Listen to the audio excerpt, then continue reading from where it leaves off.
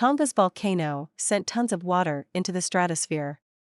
That could warm the Earth.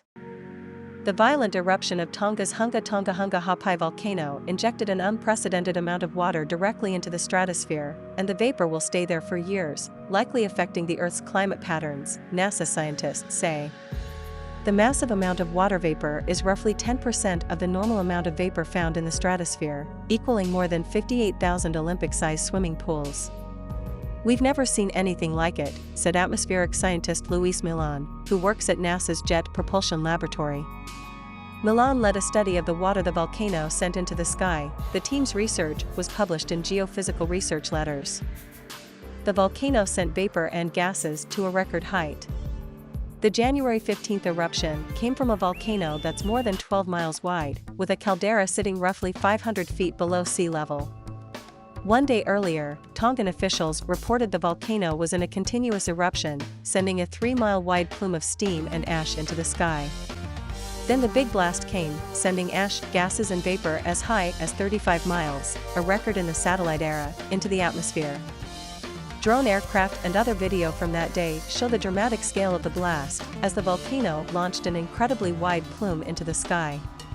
The intense eruption sent a pressure wave circling around the Earth and caused a sonic boom heard as far away as Alaska. The huge amount of water will likely raise temperatures. Earlier large volcanic eruptions have affected climate, but they usually cool temperatures, because they send light-scattering aerosols into the stratosphere. Those aerosols act as a sort of massive layer of sunscreen.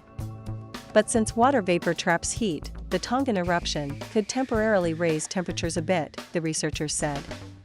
It normally takes around 2 to 3 years for sulfate aerosols from volcanoes to fall out of the stratosphere. But the water from the January 15 eruption could take 5 to 10 years to fully dissipate. Given that timeframe and the extraordinary amount of water involved, Hunga Tonga-Hunga Ha'apai may be the first volcanic eruption observed to impact climate not through surface cooling caused by volcanic sulfate aerosols, but rather through surface warming, the researchers said in their paper. The volcano interrupted the heartbeat of water in the stratosphere. The January 15 eruption emphatically disrupted annual water patterns in the stratosphere, which also holds most of the atmosphere's ozone.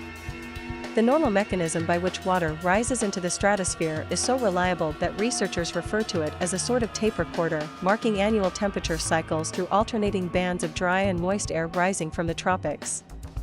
January is normally the middle of the dry period in that seasonal cycle, but then the Tongan volcano erupted in the South Pacific Ocean, suddenly injecting a huge amount of water high in the atmosphere.